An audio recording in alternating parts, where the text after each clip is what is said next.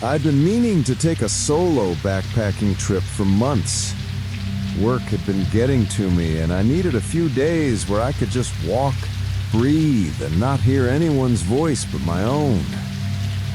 So that November, I packed my gear and headed south toward Canyonlands National Park. The air was already cold that time of year, and most tourists were long gone. That's what I wanted. Quiet, open space, the kind that makes you feel small in a good way. I parked at the trailhead before noon, signed my name in the backcountry register, and started down a narrow wash that cut through red sandstone walls. The light bounced off the rock like fire, shifting from gold to rust as the sun dropped. The smell of sage and dust clung to everything. My pack was lighter than usual. New ultralight tent, smaller stove, enough food for 3 nights. I carried my Glock in the side pocket, same as always. Not paranoia, just habit. You never know what kind of animal might get curious while you're sleeping. By dusk, I'd found a flat patch of ground between 2 boulders, overlooking the canyon. The silence was deep enough to make my ears ring. I cooked some ramen, watched the last light fade off the cliffs, and crawled into my sleeping bag. The wind moved through the canyon in slow, hollow breaths. Sometimes it sounded almost like a voice, not words, just low tones bouncing from wall to wall. I told myself it was just the acoustics, the rock shaping the air. That night, I didn't dream much. But once or twice I woke to the sound of loose pebbles rolling somewhere close, like something had shifted its weight in the dark. By morning, the world was still again. The morning light in the canyon was sharp and pale, turning the rock walls into layers of orange and pink. I broke camp early, packed my gear, and started down the next section of the trail. It was quiet enough that I could hear my own footsteps echo, that dry crunch of sand and grit that only desert ground makes. I walked for maybe an hour before I noticed the footprints. At first I thought they were mine, looping back somehow, but the stride was wrong, longer, lighter, bare feet. I crouched down to look closer. The impressions were clear. Toes, arch, heel, not boots, not shoes, just human feet pressed into cold, dry sand. I stood there longer than I should have, trying to make sense of it. Maybe some hiker had decided to ditch their shoes. People do weird things out here. But these tracks ran parallel to mine for a while, then veered off toward a narrow side canyon. The sand there was smoother, no more prints after that. By midday, the air was warm, but the wind kept cutting through the canyon in little bursts that sounded like whispers. Every few minutes, I'd catch myself turning around, thinking I'd heard something, a scuff, a rock shifting. Nothing, just the wind bouncing sound off the stone. Still, something felt off. It wasn't fear yet, more like awareness, the kind that makes the back of your neck stay warm even when the air's cold. I kept hiking, slower now, checking behind me more than before. The trail curved between tall red walls that blocked out most of the light. My own footsteps started echoing strangely, delayed, uneven, like someone else was matching me, but half a beat late. I stopped. The echo stopped. I took one step forward. A faint crunch followed, just after mine. It went on that way for a while, me testing the rhythm, the sound repeating. I tried to laugh it off, tell myself it was just how sound travels in canyons. But by late afternoon, I'd had enough of it. I found a flat patch of ground and decided to make camp early. The canyon felt narrower here, quieter, too quiet. As the sun dropped behind the cliffs, the cold came fast. I built a small fire and told myself the echoes would stop when the night did. They didn't. The night came down hard.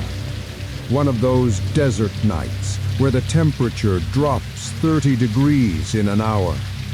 The stars were out, but they felt distant, swallowed by the dark cut of the canyon walls. My little fire popped and hissed against the wind. I was wrapped in my sleeping bag beside it, reading the last few lines of a paperback, when I heard it again.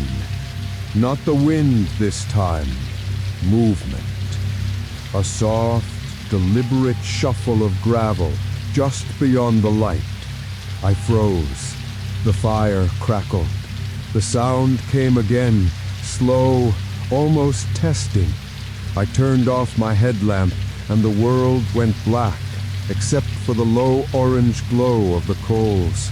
My hand went instinctively to the Glock in my pack. "Hey!" I called out, voice rough. "If someone's out there, I'm armed." Nothing. Not even an echo. The silence pressed in like the canyon itself was listening. I waited. 30 seconds, maybe more. Then a faint scrape of rock, farther left this time. I swung my flashlight toward it. The beam slid across a boulder and caught something pale before it vanished. Too quick to make out. Could have been fabric. Could have been skin. I stood up, pulse hammering, trying to listen past the rush of blood in my ears. The beam of light hit empty ground, just sand and shadow.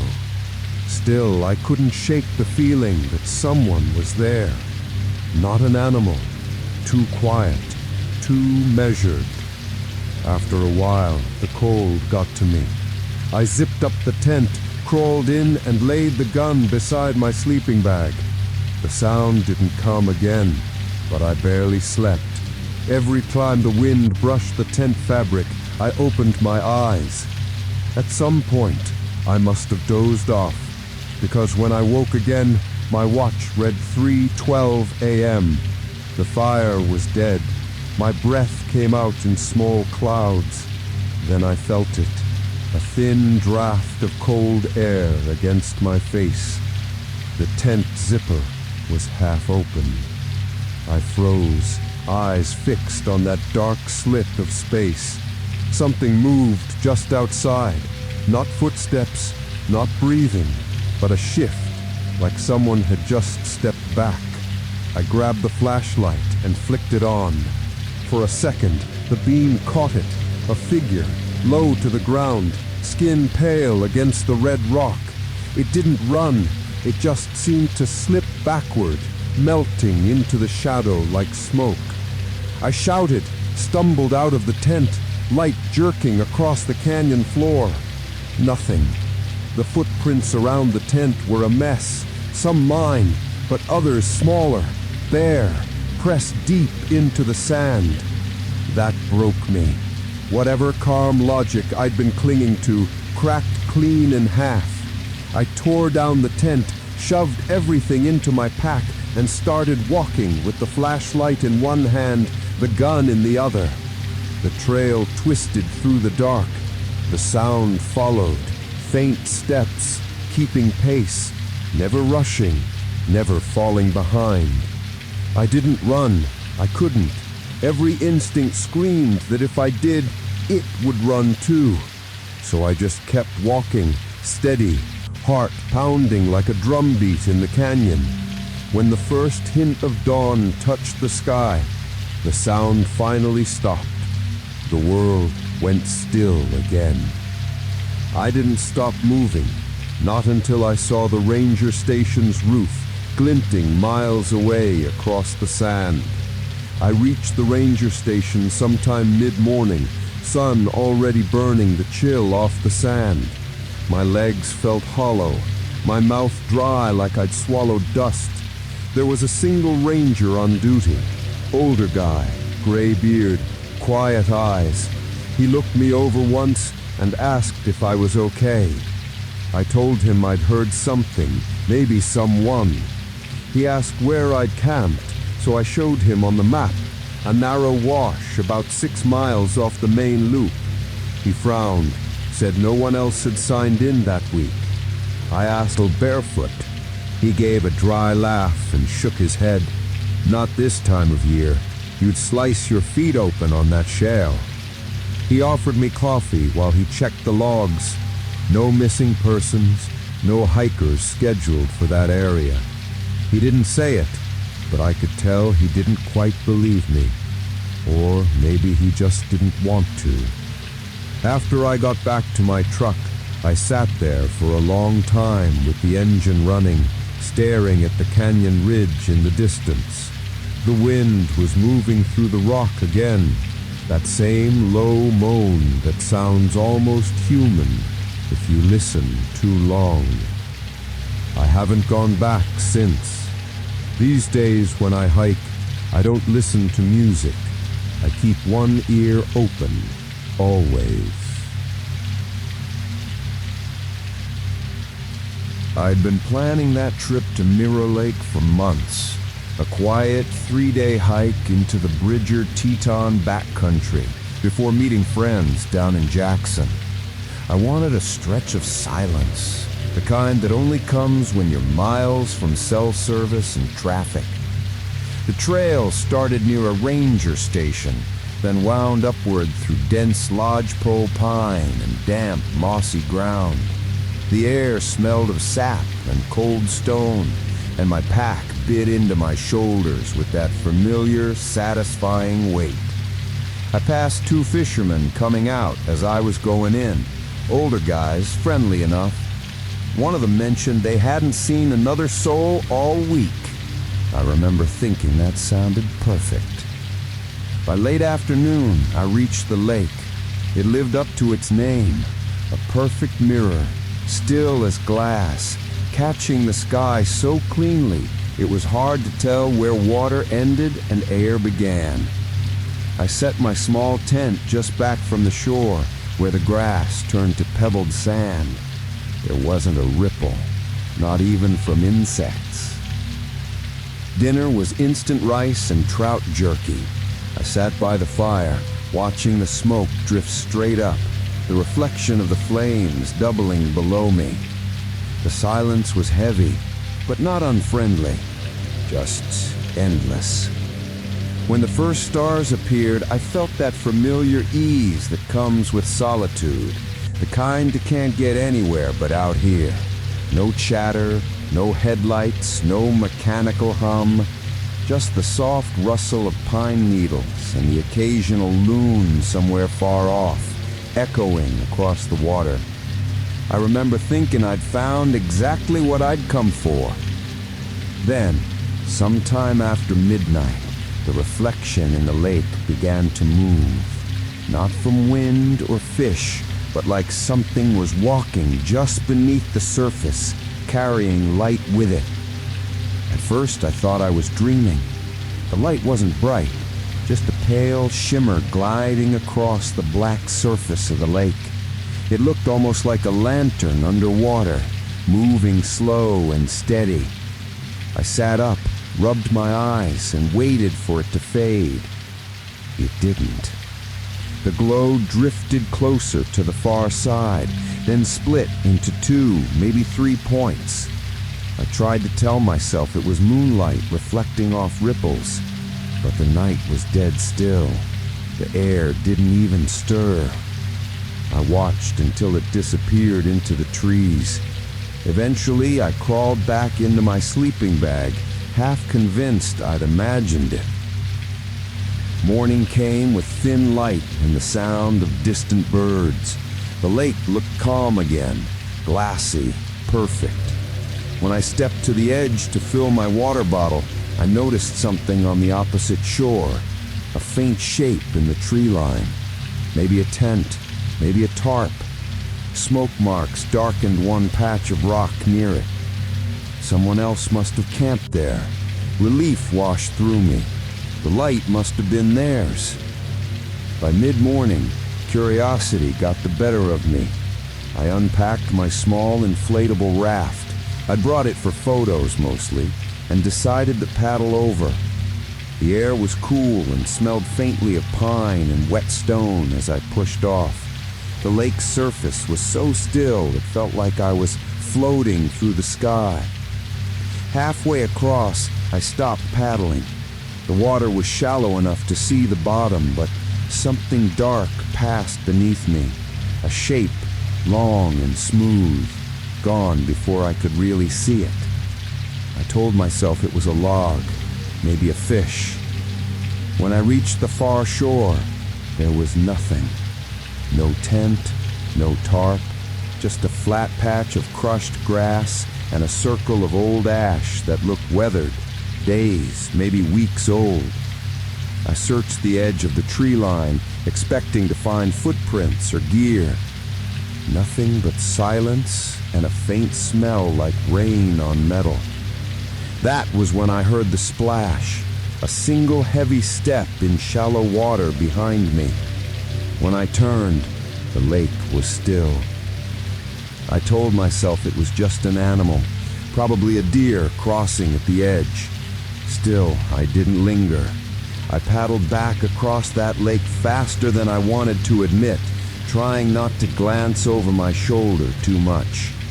By the time I reached my side, clouds were rolling in, thin streaks of gray sliding over the peaks.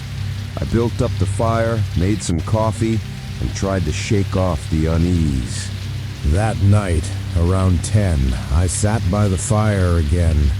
The lake was still windless, black as glass. That's when I heard the splashing. It wasn't random like fish. It was rhythmic. Step, pause, step, pause. Like someone walking through shallow water. The sound moved parallel to the shore, maybe 20 yards out. I leaned forward, trying to catch a shape, a reflection, anything. My fire popped behind me, loud enough to break the moment. When I looked back, the sound had stopped. I scanned the darkness for a long time.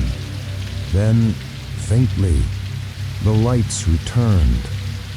3 this time, drifting above the water, not floating on it, not under it, but suspended inches above the surface. They glided in a slow, uneven path, pale and colorless, like reflections of something that wasn't there. I stood, called out, "Hey, you okay over there?" No answer. The lights shifted slightly, then began to spread apart, drifting wider, farther. I started to back away toward my tent. Then, all at once, the lights merged into a single glow, a white oval that dimmed and brightened as if breathing. It slid silently toward shore, leaving no ripple. The water near me shimmered faintly, and I swear I heard something dragging, a wet scrape across gravel. I raised my flashlight, hand shaking, and the beam caught the water's edge. Footprints.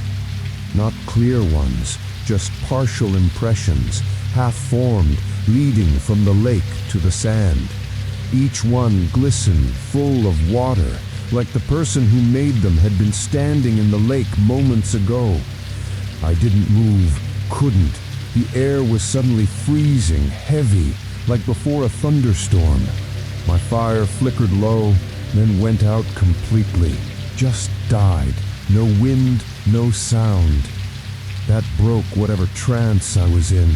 I stumbled backward, grabbed my pack, and climbed the hill behind the campsite. There was an old rock ledge there, just high enough to see the whole lake. I waited. The light faded slowly until there was only reflection again. Stars on black glass. Nothing else. But the silence never came back. The water kept making small sounds, slow ripples near shore, like someone pacing just out of sight. I didn't sleep. I stayed up there till dawn, watching the lake breathe. When the sun finally touched the peaks, the water looked normal again, calm, empty, like none of it had ever happened. I almost believed it hadn't, until I looked down toward camp. From where I stood, I could see my tent. The fly was half collapsed, the ground around it torn and scuffed, as if something had dragged through it during the night. When I reached camp, everything felt wrong. The air was warmer, but the place felt emptied out, drained of sound. My stove lay tipped on its side, the pot buried in wet ash. The tent poles had bent inward like someone had pressed down from above. The prints I'd seen near the lake were gone. The ground was smooth, swept clean, not by wind, but evenly, like someone had wiped it flat with their hand. Even the half-circle of rocks where I built the fire was shifted, as if it had been rolled and reset. I didn't stop to eat. I packed everything I could reach, left the tent stakes behind, and started up the trail without looking back. I made the hike out in record time, 6 hours straight through forest and rock, legs trembling from exhaustion and adrenaline. By the time I reached the ranger station, the sun was high, the world loud again with insects and wind. The ranger on duty listened quietly as I told him what happened. When I mentioned camping across from Mirror Lake, he frowned, said no one was supposed to set up there. That part of the shoreline was off limits, protected for water restoration. No official campsite had ever been registered. He asked if I wanted someone to check the area, but I told him not to bother. Now, whenever I hike near still water, I can't help watching the reflection, half expecting to see a campfire burning where mine should be, and something standing beside it. I'd planned the Elk Ridge Trail section for months. A quiet, week-long stretch through the San Juan Mountains just before the first snows. My buddy Mark was supposed to come, but he bailed last minute for work. I almost canceled, but the idea of 7 days alone under Colorado sky was too tempting to pass up. The air that week was perfect. Crisp mornings, gold leaf aspens flickering in the wind, that faint bite of winter hiding behind every breeze. I'd done harder trails before, but there was something different about Elk Ridge. The map showed long stretches between water sources and barely any cell service once you climbed above 9,000 feet. That was part of its charm. I started early from the western trailhead, the morning light spilling through pine and spruce like misted gold. The world smelled clean, sap, dirt, frost. Somewhere ahead, thunder rumbled faintly, too far off to worry yet. By mid-afternoon, I met a man heading the other direction, maybe late 50s, wiry, tan, big external frame pack that looked old enough to belong in a museum. He barely nodded when we passed. I asked how the ridge was up ahead, and he just muttered something about the weather moving strange up there. Then he kept walking, never looking back. By sundown, I'd found a flat spot along the ridge with a clear view of the valley below. The storm clouds had broken apart, revealing a streak of sunset fire across the sky. I cooked dinner, listened to the wind move through the trees, and watched the shadows crawl up the slope. Sometime after dark, I saw a faint light far down the valley. Small, steady, maybe a campfire. For some reason, I thought of that old man again. The night passed without rain, but the wind didn't stop. It came in steady waves, like breathing. By morning, the whole ridge smelled like wet rock and pine. I packed up early and continued east, the trail narrowing to a thin line cut into the slope. A few miles in, I noticed something odd. Boot prints, fresh ones, pressed deep into the damp earth. I wasn't surprised at first.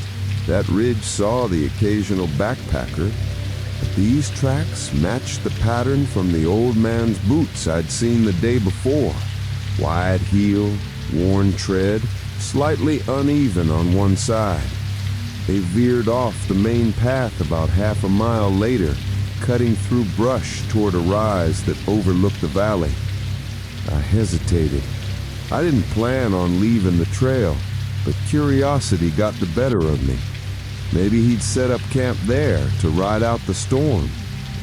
The slope was steep, covered in slick moss and loose stone. When I finally reached the top, I found a small clearing surrounded by pine.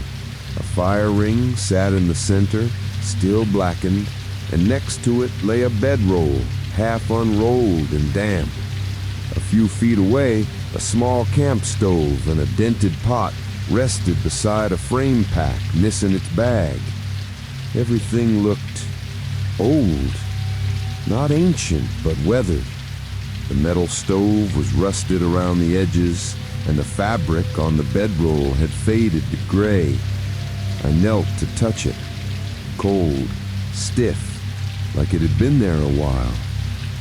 Under a flat rock near the fire ring, I caught my eye, a notebook, small and leather-bound. I flipped it open. The pages were warped from moisture, handwriting faint but legible. One line stood out. Something watching from the ridge. Thought it was a man until it moved wrong. The rest was smeared, water blurred. I don't know why, but that sentence hit me harder than it should have. The wind picked up again, sharp and hollow. Clouds were rolling in fast from the west, dark and low. I decided to head back to the main trail before the rain hit. As I turned to leave, I caught something in the corner of my eye, a shape between the trees, still and gray, half hidden by shadow. When I looked straight at it, it was gone. The storm hit faster than I expected.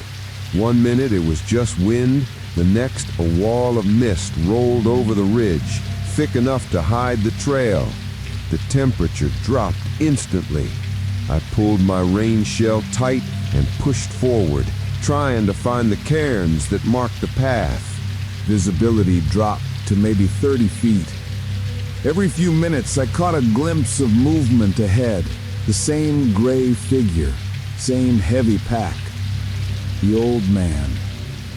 "Hey!" I shouted over the wind. "You okay out there?" He didn't turn, didn't react, just kept walking. I tried to catch up, but every time I rounded a bend or climbed a rise, he was gone again, like he knew the trail better than I did. Thunder cracked close enough to shake the air. The rain turned the dirt under my boots to slick mud. The prints ahead of me were deep, fresh. I followed them around a curve where the trail narrowed along a rocky ledge.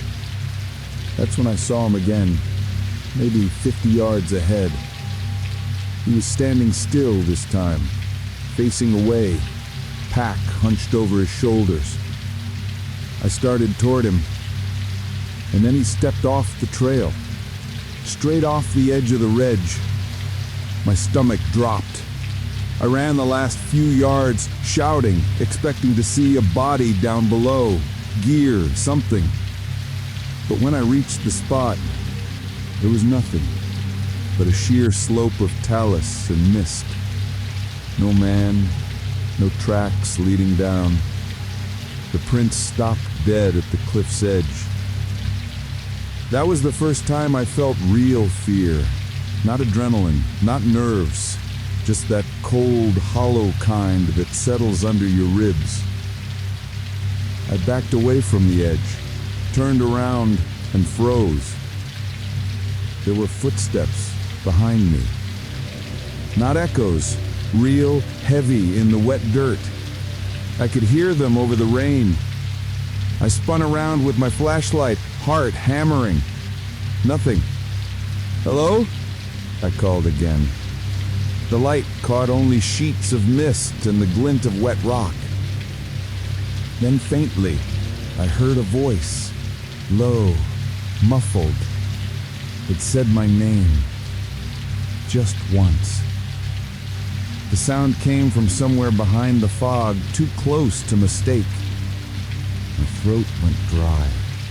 No one should have known my name out here.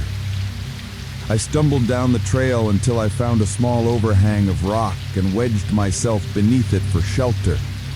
My hand shook as I lit my small stove just for light. The rain kept falling in steady waves.